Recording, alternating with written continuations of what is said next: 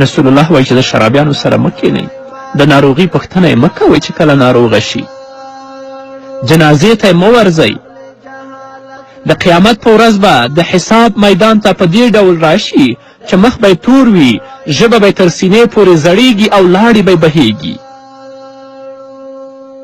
د شرابي ژبه به په سینې پرته وي او لاړې به بهیږي، او څوک یې چې ویني پیژني چې دا شرابي دی چې دی په دنیا کې شراب کړي دي. الله رب العزت دې په موږ باندې رحم وکړي. محمد رسول الله صلی الله علیه وسلم فرمایي د چا په سینه کې چې د قرآن کریم یو آیت وي او دی شراب وڅکي، د چا په سینه کې